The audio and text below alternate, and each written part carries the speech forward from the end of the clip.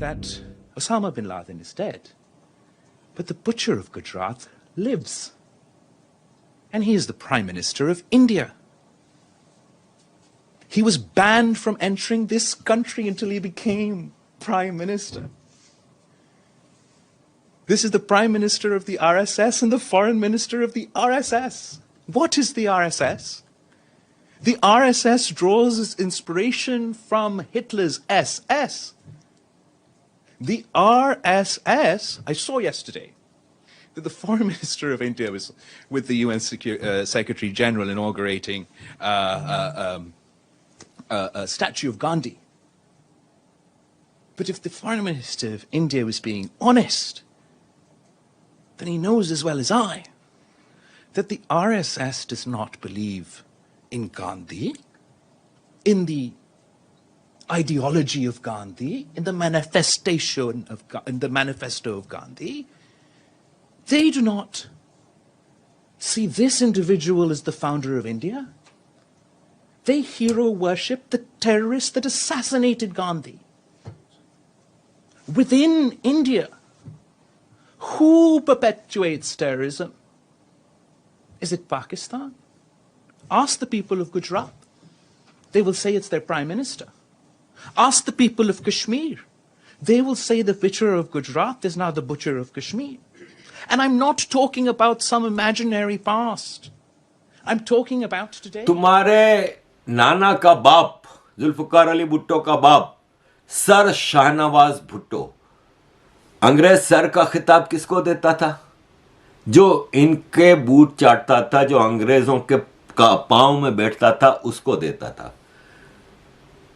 भारत की आजादी के किसी मतवाले का नाम बता दो जिसके साथ सर लगा हुआ हो। लेकिन पाकिस्तान का अल्लामा इकबाल भी सर इकबाल था, ये सर शाहनवाज भुट्टो। ये राजस्थान के पंजाबी थे, भट्टी राजपूत हैं। ये भट्टी राजपूत असल में पंजाबी होते हैं या राजस्थानी थे। अंग्रेज ने सर शाहनवाज भुट्टो के खानदान की अंग्रेज सरकार के लिए कुर्बानियों को, उनकी मदद के लिए कि क्रांतिकारियों और भारत के आज़ादी के मतवालों के खिलाफ भुट्टो, सर शाहनवाज भुट्टो के खानदान ने मदद की थी। तो अंग्रेज ने सिंध में, जो कि बॉम्बे प्रेसिडेंसी का हिस्सा था उस वक्त, सिंध में लाड़काना, सखर, मीरपुर खास, नवाबशाह में ढेरों जमीन दे दी। He became the biggest feudal lord of Sindh. Rajasthan में रहता था, मूव कर गए सिंध। अंग्रेजों ने पूरा सिंध इनके हवाले कर दिया कि इससे ज्यादा हमारा वफादार कुत्ता कौन होगा। और सर शाहनवाज भुट्टो को मैं 1947 में जूनागढ़ स्टेट का प्राइम मिनिस्टर बनाया, दीवान बनाया। अगस्त 1947 में बंटवारा था। मैं 1947 में अपने सबसे वफादार कुत्ते सर शाहनवाज भुट्टो को दीवान लगाया, प्राइम मिनिस्टर लगाया जूनागढ़ रियासत पे, जिसका नवाब था नवाब महाबत खान जी। नवाब महाबत खान जी का प्राइम मिनिस्टर इसको बनाया। 15 अगस्त 1947 को इंडिया का डिवीजन होता है, पाकिस्तान इंडिया अलग अलग आज़ाद होते हैं। तो अंग्रेज ने प्रिंसली स्टेट्स को ये चॉइस दी थी कि आप या तो पाकिस्तान के साथ जुड़े हैं या इंडिया के साथ। अंग्रेज की साजिश ये थी कि इंडिया को तोड़ना है। पहले तो ईस्ट और वेस्ट विंग तोड़ दिए, पाकिस्तान बना दिया। अब विद इन इंडिया इन्होंने कई पाकिस्तान बनाने थे। जूनागढ़ की रियासत के दीवान ने, सर शाहनवाज भुट्टो ने 15 अगस्त 1947 को मोहम्मद अली जिन्ना को खत लिखा कि रियासत जूनागढ़ पाकिस्तान के साथ एक्सेशन करती है। 15 अगस्त को ही वहां पे 85% हिंदू रहते थे।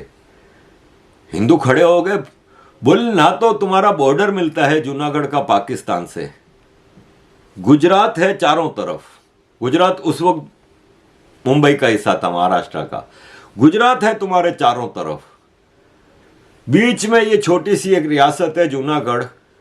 इसमें भी 85% हिंदू हैं। नवाब मुसलमान है तो क्या हुआ, दीवान मुसलमान है तो क्या हुआ, हम नहीं होने देंगे। रिवोल्ट हुआ और हिंदुओं ने पूरे जूनागढ़ रियासत को कब्जा कर लिया। अभी तो भारत की आर्मी आई भी नहीं थी। नवाब महाबत खान जी भाग के पाकिस्तान चले गए।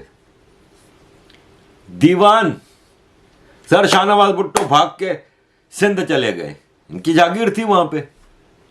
ये है इनका कैरेक्टर। और फिर सिंध में ये सबसे बड़ा फ्यूडल लॉर्ड।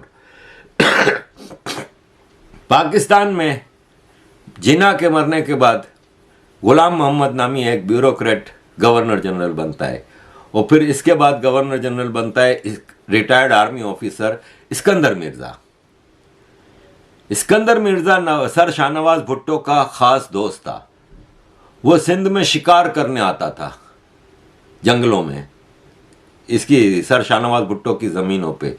वहाँ पे सर शाहनवाज भुट्टो ने अपने बेटे जुल्फ़िकार अली भुट्टो का इंट्रोडक्शन कराया। और मैं एक बात और यहाँ पे याद आई है तो बता दूँ कि सर शाहनवाज भुट्टो जैसे कि आज सिंध में हिंदू लड़कियों को बाय फोर्स कन्वर्ट कर दिया जाता है और फिर शादी कर दी जाती है उससे, इसी तरह जुल्फ़िकार अली भुट्टो के बाप सर शाहनवाज भुट्टो ने भी एक हिंदू लड़की लक्ष्मीबाई को मुसलमान करके उससे शादी की थी। अगर बिलावल समझता है कि इसका खून जो है वो मां के उससे चला है, तो हिंदुओं का खून है। वो बेचारी को कन्वर्ट किया गया था, भुट्टो की मां को। तो जुल्फ़िकार अली भुट्टो का इंट्रोडक्शन इस्कंदर मिर्जा से कराया इसके बाप सर शाहनवाज भुट्टो ने कि ये मेरा टैलेंटेड बेटा जाहिर है जागीरदार का बेटा था, कैलिफोर्निया की यूनिवर्सिटी, ऑक्सफोर्ड यूनिवर्सिटी इधर से पढ़ के आया था, लॉयर था। और एक और बात बता दूं, याद आई है तो, कि 1947 में जुल्फ़िकार अली भुट्टो मुंबई में ही था, वो नहीं गया पाकिस्तान, इसलिए कि इनकी ज़मीनें थीं। उस वक्त जो इंडिया आज़ाद हुआ था तो इंडिया के अंदर इनकी ज़मीनें थीं, तो इसने ज़मीनें बेचने के लिए वहाँ पीछे रुका रहा।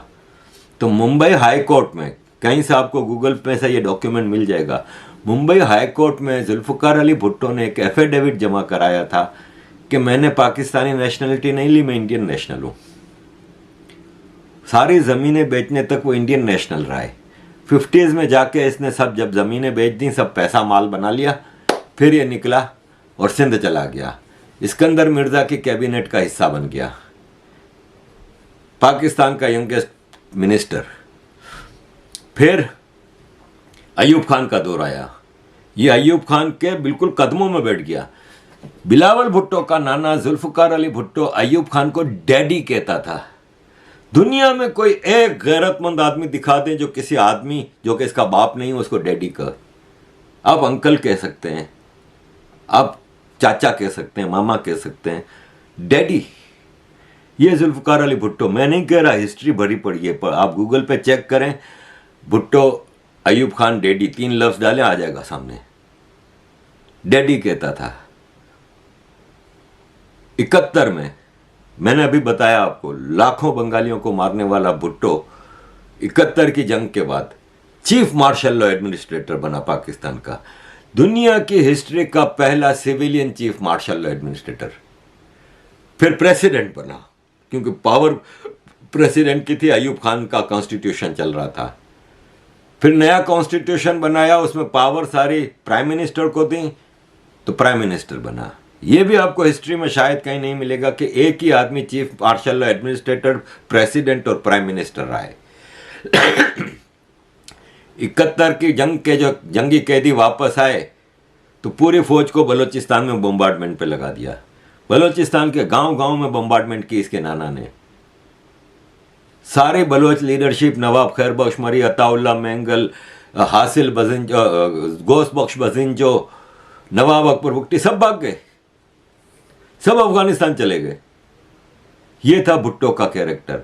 और आखिर में जियाउल हक ने उसको फांसी दी, अदालत ने फांसी दी।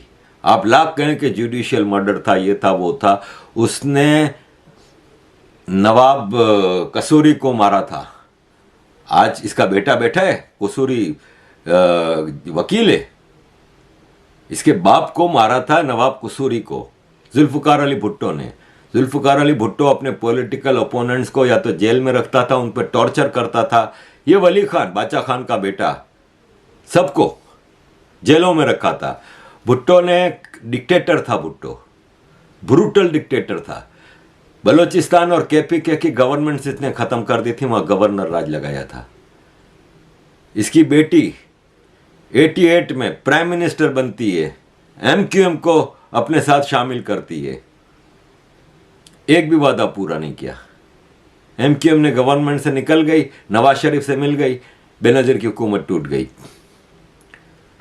93 में ये प्राइम मिनिस्टर बनती है बेनजीर भुट्टो, दूसरी बार। इसने कराची में, सिंध के शहरी इलाकों में ऑपरेशन शुरू किया। 25,000 मुहाजिर जवान मार दिए। इसकी तकरीर ऑन रिकॉर्ड पड़ी हुई है बेनजीर भुट्टो की, जिसमें इसने मुहाजिरों को चूहा कहा था। इतनी तो इसको नफरत थी मुहाजिर भुट्टो के कत्ल में भी सब कह रहे हैं कि आसिफ जरदारी का हाथ है। क्यों? कि आसिफ जरदारी मुशर्रफ के पूरे पीरियड में जेल में रहा। नवाज शरीफ के जितने इससे पहले पीरियड आए थे, 2 पीरियड उसमें जेल में चार्जेस पे, कत्ले आम के चार्जेस पे, गुलाम हुसैन उन्नड़ के केस में, सब में। मुशर्रफ से अबू धाबी में बेनजीर भुट्टो की एक डील हुई थी, NRO, नेशनल रिकंसिलिएशन ऑर्डिनेंस, जिसमें मुशर्रफ ने सारे केस खत्म किए थे इनके ऊपर। और उस NRO के नतीजे में जरदारी छूटा था, तो बेनजीर भुट्टो से मुशर्रफ ने यह डील की थी कि जरदारी पाकिस्तान में कदम नहीं रखेगा। तो जरदारी को फिर बेनजीर भुट्टो लेके अबू धाबी चली गई थी। जब बेनजीर भुट्टो वापस आई और इलेक्शन कैंपेन शुरू की, मुशर्रफ के खिलाफ कैंपेन शुरू की, जजेस मूवमेंट में शामिल हुई। ये गाड़ी में जा रही है रावलपिंडी में। इसको मना था कि तुम्हारी सिक्योरिटी को थ्रेट है, तुम गाड़ी की छत से बाहर नहीं निकलना। तो जरदारी का फोन आता है इसको गाड़ी में अबू धाबी से कि पब्लिक तुम्हारे को वेव करने के लिए तरफ रही है, तुम कम से कम थोड़ा ऊपर बाहर निकल के गाड़ी में से हाथ तो हिला दो। जैसे ही बाहर निकली, गोली लगी। जैसे ही गोली लगी, जरदारी अगली फ्लाइट से करा पाकिस्तान। वो दिन है 27 दिसंबर 2007 और आज 2022। 15 साल हो गए। जरदारी एक दिन भी जेल में नहीं रहा। इसने आर्मी से डील कर ली। मुशर्रफ जरदारी ने मिलकर बेनजीर भुट्टो का सफाया कर दिया। उस दिन से जरदारी पाकिस्तान आर्मी का ब्लू आइड बॉय बन गया। इसका वोट बैंक नहीं है, तो इसलिए आर्मी इसको, पहले तो बेनजीर के कत्ल पे सिंपैथी वोट मिल गया, वरना बेनजीर के सारे जितने भी सिंध के लीडर थे वो पाकिस्तान ना खप्पे का नारा लगा के निकल गए थे घर से। या आसिफ जरदारी ने पाकिस्तान खप्पे, इसको पता था कि सिंध आजाद हो गया, हमारा काम खत्म, फिर सिंध में हमारी जागीरदारी नहीं चलेगी, ये पाकिस्तान है तो हमारी लूटमार चलती रहेगी। इसने पाकिस्तान खप्पे का नारा लगाया और तब से ये जेल में नहीं गया। दन दनाता हुआ 2013 तक हुकूमत की। फिर नवाज शरीफ से भी हाथ मिला लिया। वो शहबाज शरीफ जो इस वक्त प्राइम मिनिस्टर है, जिसके अंडर में बिलावल भुट्टो है, उसने हेलीकॉप्टर से बेनजीर भुट्टो की नंगी पिक्चरें फेंकी थी, बिलावल की मां की। उनके साथ मिलकर फिर ये लूटमार का सिलसिला चलाते रहे।